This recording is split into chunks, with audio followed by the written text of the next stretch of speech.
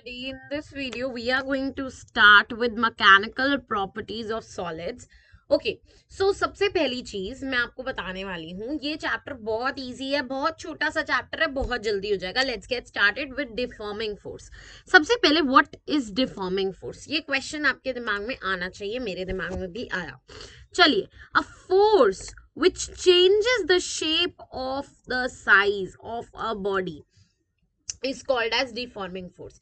यानी एक ऐसा फोर्स जो एक बॉडी की शेप और साइज को डिफॉर्म कर देगा, चेंज कर देगा, ऐसे फोर्स को हम कहते हैं डिफॉर्मिंग फोर्स. ये एक एक्सटर्नल फोर्स होता है. जैसे रबड़ बैंड की नॉर्मल पोजीशन से अगर आप उसको डिफॉर्म कर देते हैं तो आप उस पर फोर्स लगा के तो डिफॉर्म कर रहे हो, सो वो होता है डिफॉर्मेशन फोर्स. नेक्स्ट होता है elasticity. It is the property by which a body regains its shape and size in its original position after the removal of a deforming force. यानी जब एक डिफॉर्मिंग फोर्स जो है वो निकल गया है ना, और वो जो शेप एंड साइज है उस ऑब्जेक्ट की वो ओरिजिनल पोजीशन पर आ गई, तो जो प्रॉपर्टी वो दिखाएगा उस प्रॉपर्टी को जिससे वो अपनी रीगेन कर रहा है शेप एंड साइज, उस प्रॉपर्टी को हम कहते हैं इलास्टिसिटी. यानी एक ऐसी प्रॉपर्टी जिसमें वो जो ऑब्जेक्ट है अपनी शेप और साइज को वापस से रीगेन कर ले रहा है, उस प्रॉपर्टी को आफ्टर द डिफॉर्मिंग फोर्स हम कहते हैं इलास्टिसिटी. सच अ बॉडी या सच अ बॉडी को सिंपली हम कह देते हैं इलास्टिक बॉडी. अंडरस्टूड? ऑलराइट. अब आते हैं परफेक्टली इलास्टिक बॉडी पर.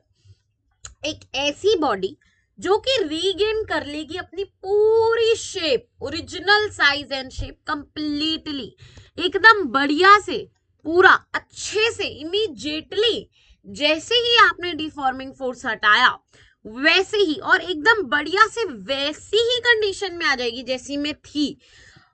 वो बॉडी होती है परफेक्टली इलास्टिक बॉडी. ऐसी दुनिया में कोई बॉडी नहीं है जो परफेक्टली इलास्टिक बॉडी हो. ठीक है, अब आते हैं प्लास्टिसिटी पर. ये एक ऐसी प्रॉपर्टी है, जैसे इलास्टिसिटी में क्या हो रहा था, बॉडी जो है वो अपनी साइज एंड शेप को रीगेन कर रही थी वापस.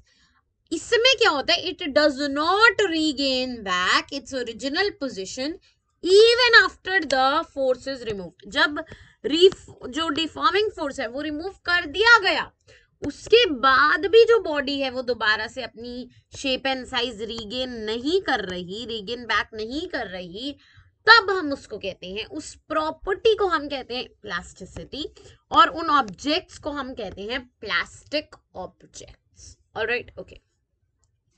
अब हम आते हैं परफेक्टली प्लास्टिक ऑब्जेक्ट्स पर. Exactly like perfectly elastic objects, जब एक ऑब्जेक्ट बिल्कुल जरा सी भी टेंडेंसी ना शो करे अपनी प्रॉपर्टी, अपने साइज एंड शेप को वापस रीगेन करने की, जरा सी भी ना, उसको हम कहते हैं परफेक्टली प्लास्टिक.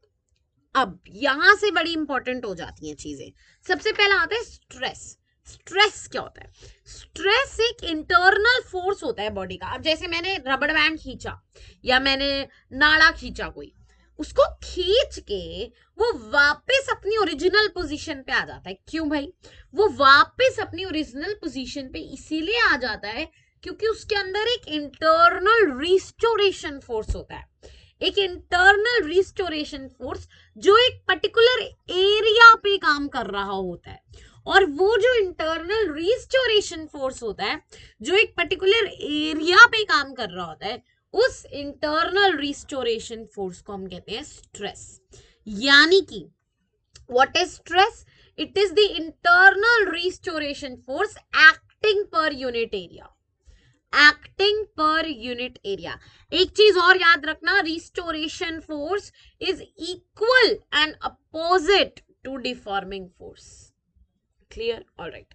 अब स्ट्रेस चार तरह के दिखते हैं: टेंसाइल, कंप्रेशनल, टेंजेंशियल, हाइड्रोस्टैटिक.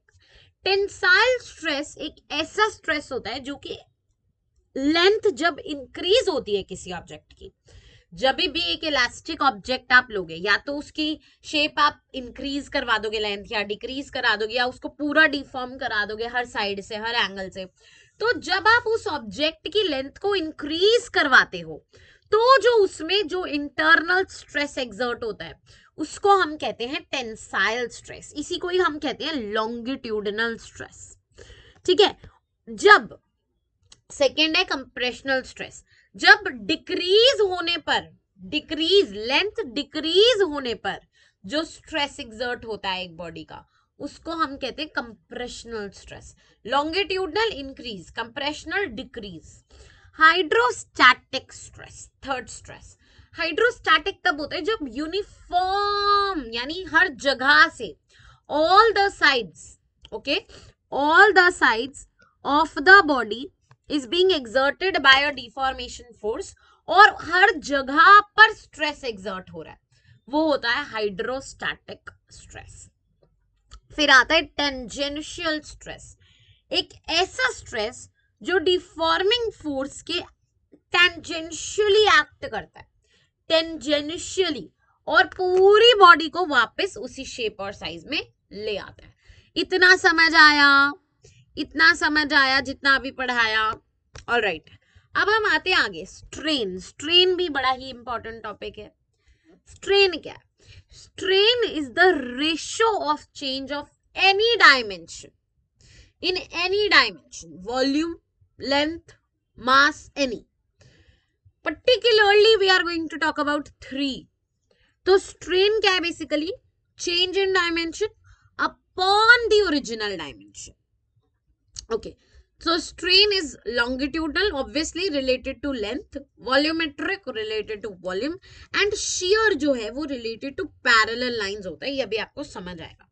देखिए, longitudinal strain वो strain है जो कि along the length of the body लगेगा। ठीक है। सबसे पहले तो what is strain? strain एक रेशियो है चेंज इन लेंथ का अपॉन ओरिजिनल लेंथ का, वो होता है लॉन्गिट्यूडनल स्ट्रेन। इसको हम कहते हैं सिंपल शब्दों में delta L by L. Okay.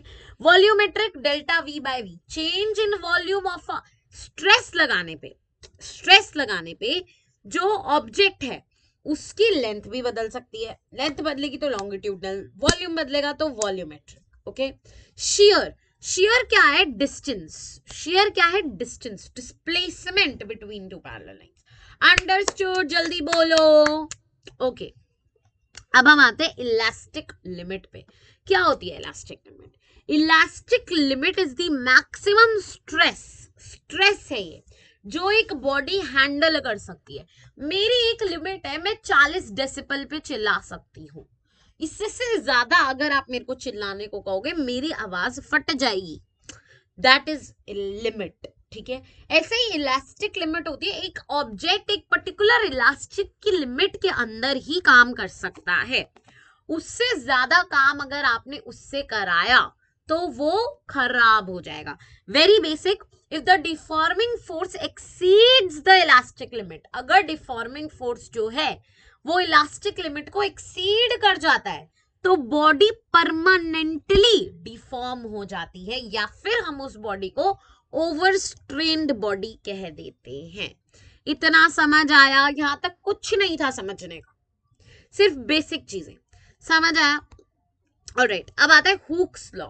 Hook एक साइंटिस्ट थे, एज सेड। एक सेकेंड, ये 9 क्यों डाल रखा मैंने? ये 10 होना चाहिए। हाँ, ओके। हुक्स लॉ,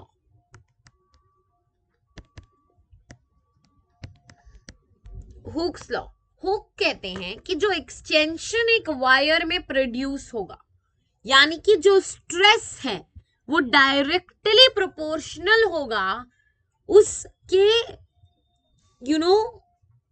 स्ट्रेन के, बेसिकली लोड के। ठीक है। So what is stress? Stress is directly proportional to strain.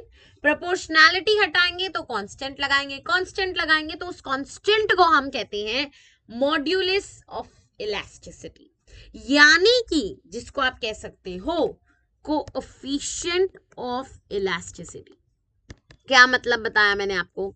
मैंने आपको ये कहा कि हुक्स जी ने कहा, हुक्स जी आए, हुक्स जी ने कहा कि जो एक्सटेंशन प्रोड्यूस हो रही है, what was the extension? It was stress. Extension जो प्रोड्यूस हो रही है एक ऑब्जेक्ट में वो डायरेक्टली प्रोपोर्शनल है उसके ऊपर लोड अप्लाई जो हो रहा है उसके। लोड क्या है? स्ट्रेन। स्ट्रेस क्या है? Extension. So stress and strain are proportional quantities. Understood my dear children? अब आप प्रोपोर्शनैलिटी का साइन हटाएंगे तो कांस्टेंट लगाएंगे। उस कांस्टेंट को इस केस में हम कहते हैं modulus of elasticity.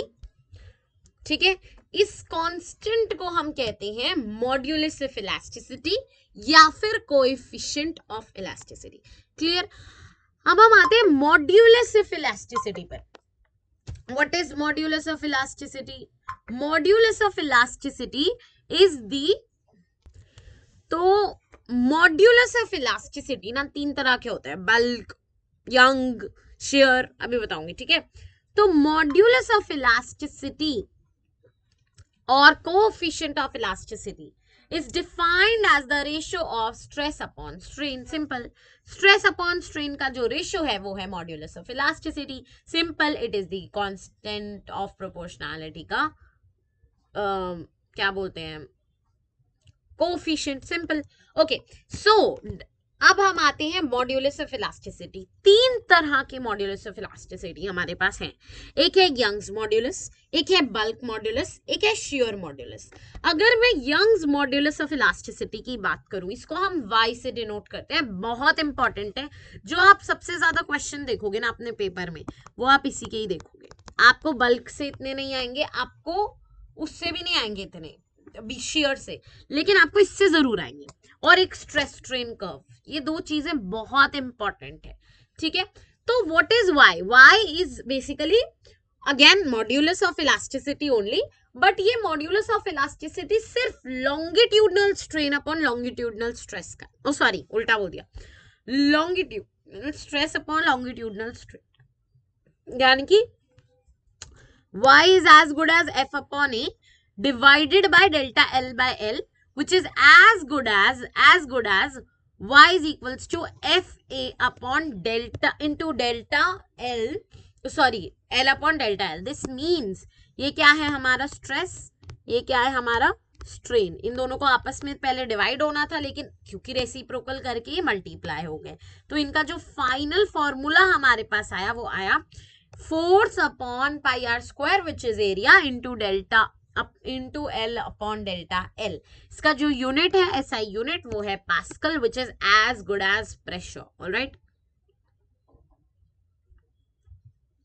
Pascal pressure होता है, सोच लो एक बार।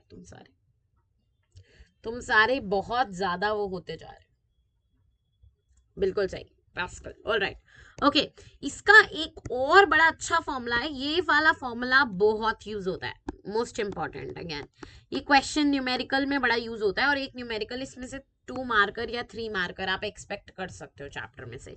ठीक है, एवरीबॉडी अंडरस्टूड? ऑलराइट, अब हम आते हैं स्ट्रेस स्ट्रेन कर्व पे। ये मोस्ट इंपॉर्टेंट टॉपिक है ये भी।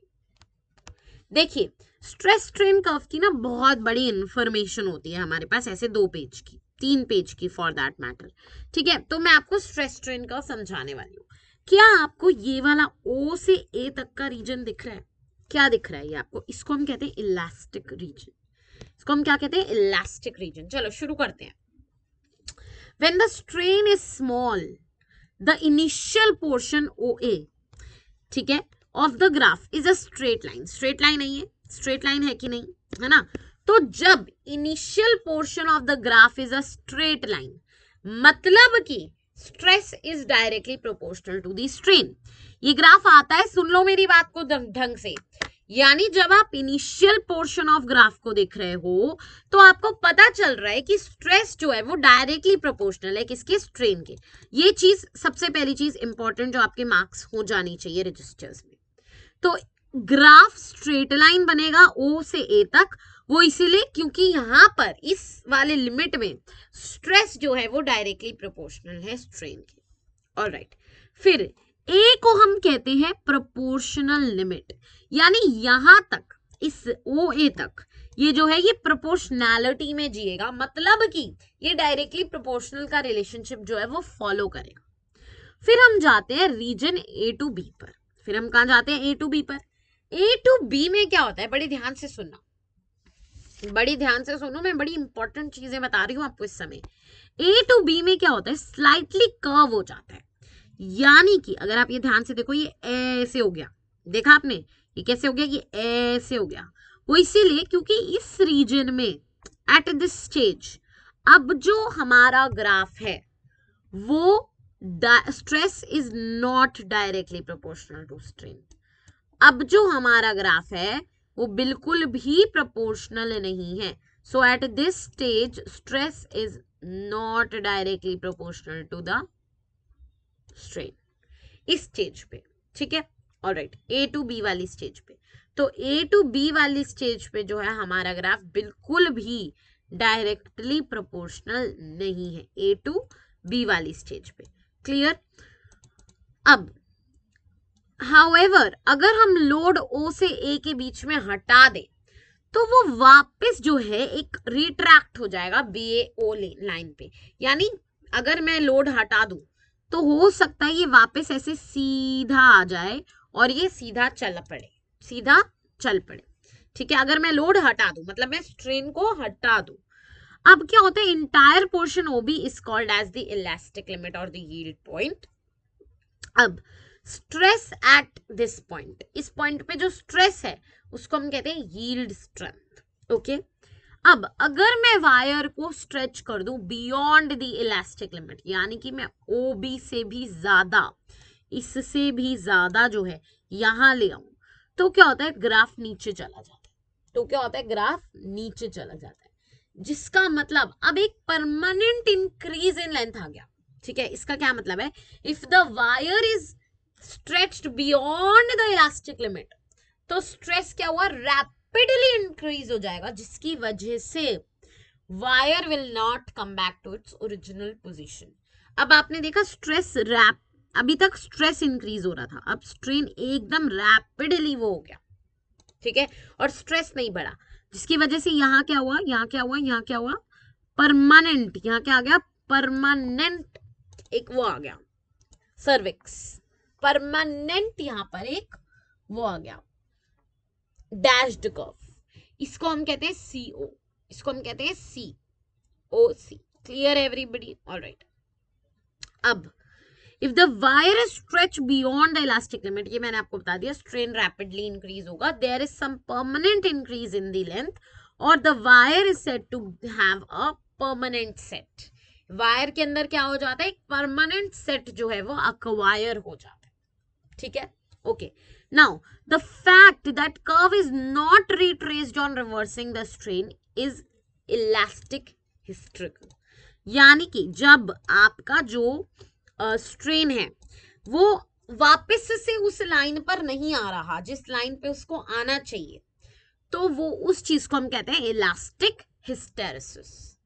अब अगर आपने सी के बियॉन्ड भी, इस सी पॉइंट के बियॉन्ड भी बढ़ाया अगर पॉइंट को, ठीक है, तो क्या हो गया, लार्ज इंक्रीज इन स्ट्रेन होगा, और अब क्या हो गया, अब यहां पर अल्टीमेट स्ट्रेंथ आ गई, अल्टीमेट स्ट्रेंथ, और यहां जो है वो प्लास्टिक बिहेवियर दिखाना शुरू कर देगा, ठीक है। अल्टीमेट स्ट्रेस पॉइंट कहते हैं इसको, ठीक है।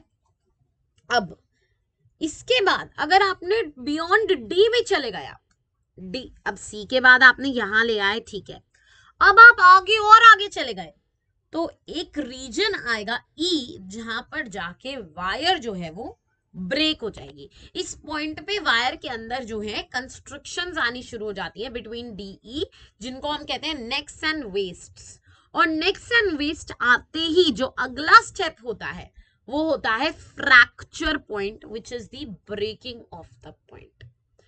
Clear everybody? Breaking of the wire. Simple स्पष्ट शब्दों में समझाती हूं, मैंने आपको क्या करवाया। मैंने आपको बोला ओ से ए तक स्ट्रेस जो है वो डायरेक्टली प्रोपोर्शनल है स्ट्रेन के, यानी सब चंगा स्ट्रेट लाइन चल रही है, कोई दिक्कत नहीं, कोई परेशानी नहीं। ए को हम कहते हैं प्रोपोर्शनल लिमिट, प्रोपोर्शनल लिमिट, ठीक है जी, कोई दिक्कत नहीं, चंगा। फिर हम कहते हैं कि अब आप थोड़ा सा और आपने क्या करा, बढ़ाया, तो आप बी पे आ गए। अब बी पर आप जब आए तो हमने कहा थोड़ा सा कर्व हो गया, तो अब यहां पर जो है स्ट्रेस जो है वो डायरेक्टली प्रोपोर्शनल नहीं रहा स्ट्रेन के, जो स्ट्रेस है वो डायरेक्टली प्रोपोर्शनल नहीं रहा स्ट्रेन के इस दौरान, लेकिन हमने फिर भी कहा, तुम्हें एक मौका दिया कि अगर तुम चाहते हो कि तुम एक स्ट्रेट लाइन बन जाओ BAO की तरह, ठीक है, तो तुम यानी AO की तरह, तो क्या करो तुम, जो लोड है, लोड का क्या मतलब है, स्ट्रेन, स्ट्रेन जो है वो हटा दो, हमने ये कहा, बट तुम नहीं माने, तुम उसको और लोड दिए जा रहे हो, दिए जा रहे हो, दिए जा रहे हो, तो अब C पे क्या होगा, एक जरा सा, एक स्मॉल लोड भी जो है वो बहुत ज्यादा लगेगा, small load will also act like बहुत ज्यादा लोड, ठीक है, और अब क्या होगा, यहां से जो है वो कंप्लीटली डिस्ट्रॉट हो जाएगी वायर, अब जो है it will not regain its original length, original path, okay, see पर वो original length, original path gain नहीं कर सकती। अब ये जो है इसको हम कहते हैं yield stress point, yield point कह लो, और इस पूरे रीजन को O से B तक इलास्टिक रीजन कहते हैं, और इसी को ही हम इलास्टिक लिमिट कहते हैं। इसके बाद वो प्लास्टिक रीजन बन जाता है, वो क्या करता है, भाई अब तू बस बस कर, अभी तू और लोड डाल रहा है मेरे पे, अभी तू और लोड डाल रहा है, मतलब कि अब तो तू मेरे से बस मजदूरी करवाने पे तुला हुआ है, ठीक है।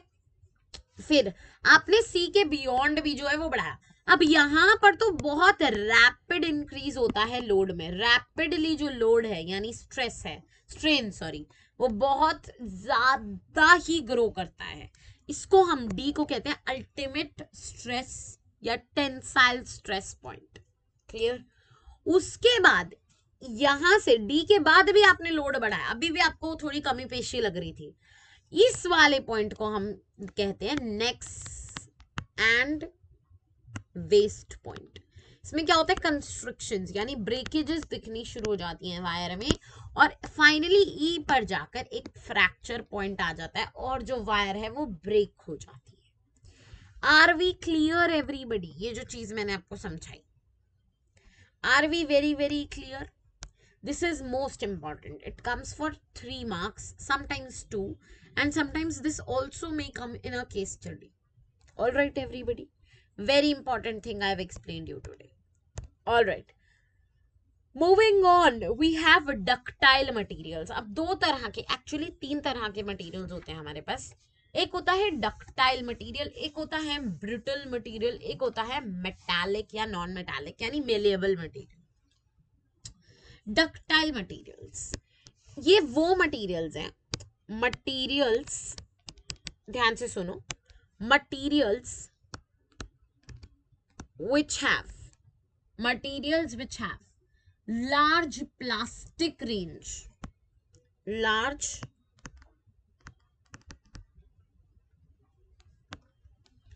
plastic range of extension,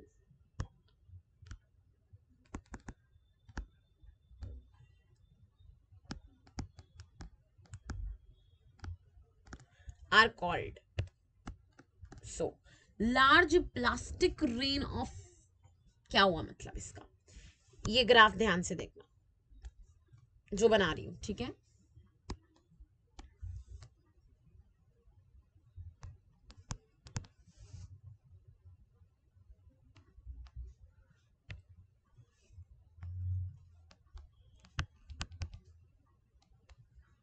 ये आपको दिख रहा है, इस रीजन को हम क्या कहते हैं, इलास्टिक, यहां तक इलास्टिक होता है सब।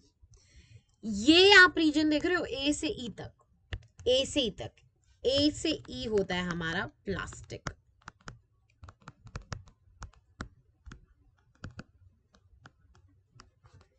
ए से ई हमारा प्लास्टिक रीजन। यहां पर चलेगा आपका स्ट्रेन इस साइड, और यहां आपका चलेगा स्ट्रेस ऊपर की तरफ। इसको हम कहते हैं graph for a ductile metal, समझ आया। अगर डक्टाइल मटेरियल सॉरी, अगर मैं सेम चीज आपको कहूं तो डक्टाइल मटेरियल वो मटेरियल होंगे जिनका जो प्लास्टिक, ये वाला नहीं, ये वाला नहीं, ये वाला पार्ट जिनका बड़ा होगा, जिनका ए से ई वाला पार्ट बड़ा होगा वो होंगे इलास्टिक। लेकिन ऐसे मटेरियल जिनका ए से ई वाला पार्ट छोटा होगा उनको हम कहते हैं ब्रिटल मटेरियल, जिनका ए से ई वाला पार्ट जो है वो छोटा होगा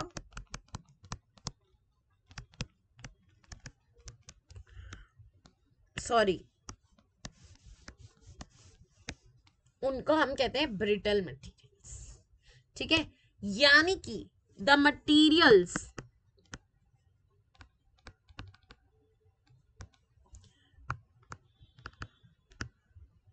which have small range of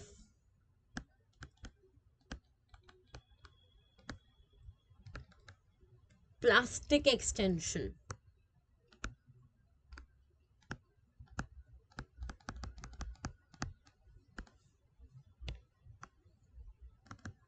जिनका स्मॉल रेंज होता है प्लास्टिक एक्सटेंशन का, उनको हम कहते हैं ब्रिटल मटेरियल। जिनका बहुत छोटा होगा, ठीक है, जैसे कि यहां पर स्ट्रेस चलेगा obviously, sorry sorry sorry, I always make mistakes. यहां स्ट्रेन होता है, यहां होता है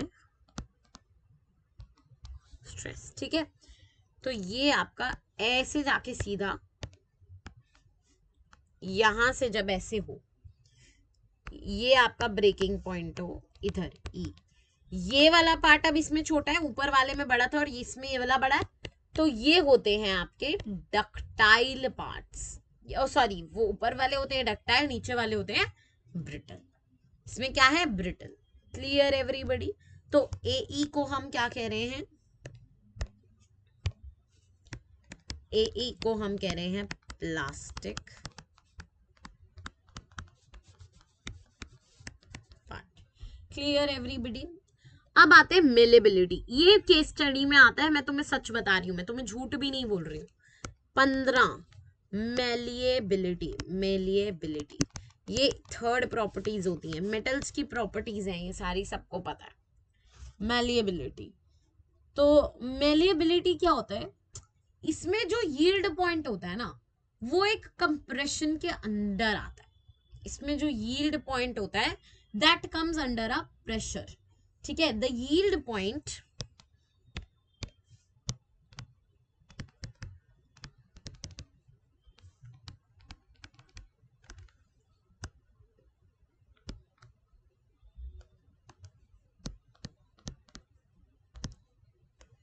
the yield point comes under a pressure। ठीक है, comes under a compression, compression कह लो बेसिकली।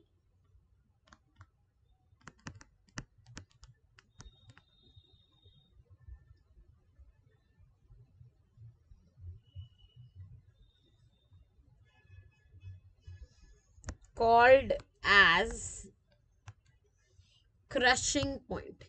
इस पॉइंट को हम क्या कहते हैं, क्रशिंग पॉइंट कहते हैं। इस पॉइंट को हम क्या कहते हैं, क्रशिंग पॉइंट। ठीक है, इसके बाद वो मेलिएबल हो जाते हैं, कौन, मेटल्स। तो ये आपका ऐसे बनता है ग्राफ, ये थोड़ा उल्टा सा ग्राफ बनता है। इस साइड कंप्रेशन होता है और इसमें इस साइड जो है वो अप्लाइड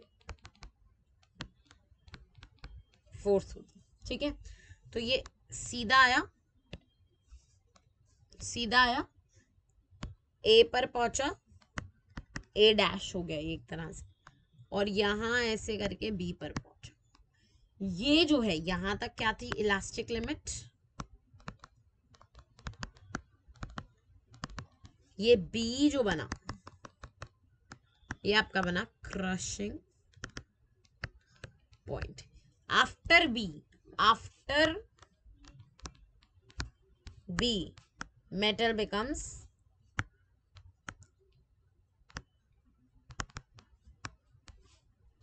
malleable। आफ्टर बी जो है मेटल विल बिकम malleable। समझ आया? तो ये 3 ग्राफ बहुत इंपॉर्टेंट है। ठीक है, alright, moving on to the next. देखो, मैं ये वाला चैप्टर 1 शॉट में ही खत्म कराना चाहती हूँ, तो इसीलिए मैं ये वाला चैप्टर करा रही हूँ। अगला हमारे पास है 16th पॉइंट इस चैप्टर का, जो कि है बल्क्स मॉड्यूलस। यंग्स मॉड्यूलस मैंने आपको बताया, जो कि longitudinal stress upon longitudinal strain है। अब आते हैं बल्क्स मॉड्यूलस पे। बल्क्स, सॉरी, मॉड्यूलस ऑफ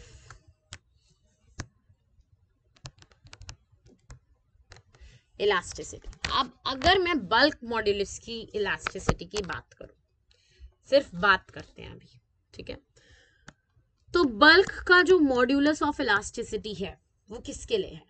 वो वॉल्यूम के लिए है। Very understood. It is denoted by a K, it is denoted by a K, alright. So bulks modulus of elasticity is denoted by K, ठीक है। एक अजीब सा के होता है इसका आप लोगों के लिए, it's like this, alright, okay. So bulks modulus of elasticity, इसको हम कहते हैं सिंपल भाषा, सिंपल सरल भाषा में normal stress, normal stress.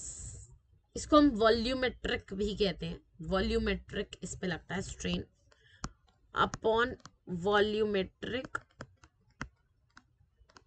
Strain. Normal stress का क्या मतलब हुआ? प्रेशर।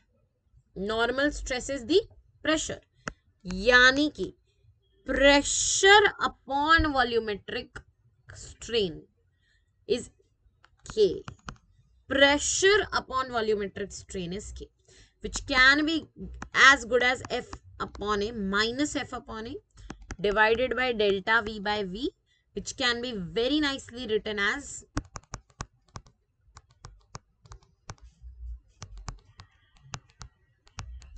ठीक है, and this can be simply written as, बड़ी ही स्पष्ट भाषा में अगर मेरे को लिखना हो तो मैं इसको लिखूंगी सिंपल स्पष्ट भाषा में as PV upon delta V। मेरे को कोई कॉम्प्लिकेशन की जरूरत ही नहीं है, कोई कॉम्प्लिकेशन करने की भी जरूरत नहीं है, और अगर मुझे जरूरत नहीं है तो आप लोगों को भी जरूरत नहीं है, ठीक है। दिस इज योर, इसका अगर मैं SI यूनिट की बात करूं, ठीक है, ये आपका है। अगर मैं इसके SI यूनिट की बात करूं तो इसका SI यूनिट भी होता है पास्कल। लेकिन एक चीज आपको यहां पर समझनी पड़ेगी, वो क्या है कि यहां पर negative sign shows volume decreases, negative sign shows volume decreases when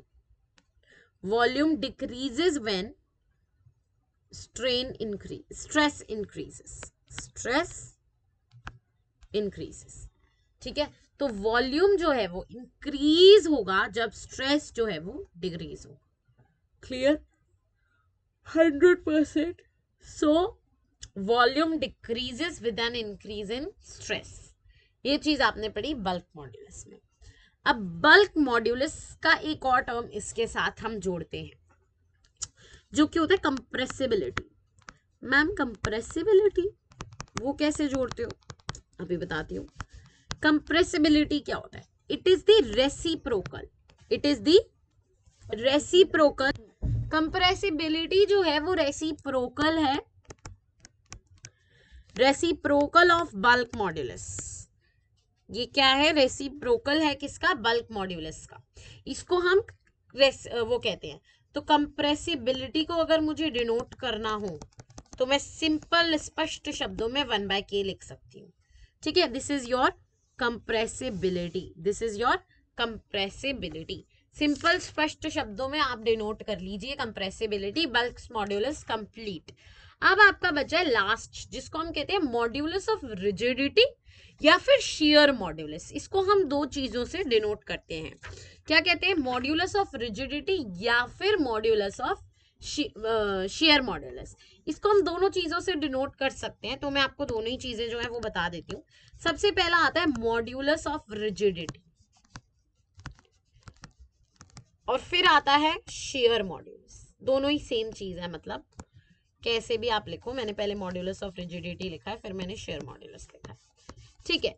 अगर मैं मॉड्यूलस ऑफ रिजिडिटी या शेयर मॉड्यूलस की बात करूं, it is tangential stress to shear stress, ठीक है। what is it is in simple words it is denoted by this, all right, and it is known as tangential stress upon shear strain, upon shear strain। Simple स्पष्ट शब्दों में मैंने आपको ये चीज समझा दी। टेंजेंशियल स्ट्रेस तो आपका फोर्स अपॉन एरिया ही है, लेकिन शियर स्ट्रेन जो था वो आपका थीटा था। मतलब कि आपका जो ईटा आ रहा है, जो आपका ईटा आ रहा है, ईटा इज दिस, ओके, जो ईटा आ रहा है वो क्या आ रहा है, वो आ रहा है F A by A, sorry F A upon theta, F by A theta, which is as good as f by a into l delta l। Ma'am ये तो पढ़ा पढ़ा सा लग रहा है, ये तो पढ़ा पढ़ा सा लग रहा है, ऐसा तो हमने यंग्स मॉड्यूलस भी पढ़ा था, है ना? पढ़ा था कि नहीं पढ़ा था यंग्स मॉड्यूलस? पढ़ा था कि नहीं पढ़ा था यंग्स मॉड्यूलस? मैम फिर इनमें फर्क क्या हुआ? ये तो यंग्स मॉड्यूलस जैसा है। फर्क है, अभी बताती हूँ। यंग्स मॉड्यूलस से हमेशा जो मॉड्यूलस होता है ये वाला, वो छोटा होता है। अभी बताएंगे क्यों। This is similar to Young's modulus, actually this is Young's modulus का फॉर्मूला। अब आपको बताते हैं मॉड्यूलस ऑफ रिजिडिटी छोटा क्यों है, ठीक है? अब इसका जो वो है SI unit is again pascal only, तो SI unit is again pascal. Pascal ji कितना आते हो आप हमारे पास प्यार प्यार से। अब एक बड़ा इंपॉर्टेंट क्वेश्चन बनता है, why is eta smaller than Y? Okay, तो 20वां क्वेश्चन समझ लीजिए आप इसको, 19वां है, सही लिख रही थी, 19वां। ईटा, इसको ईटा बोलते हैं, जिन बच्चों को नहीं पता, इस बड़े वाले एन को ईटा कहते हैं। Eta is smaller than Y. Eta smaller क्यों होता है वाई से? आ जाओ समझाएं। ईटा स्मॉलर इसलिए होता है because this shows that it is easier to slide, ठीक है, layers of atoms of solids over other than to pull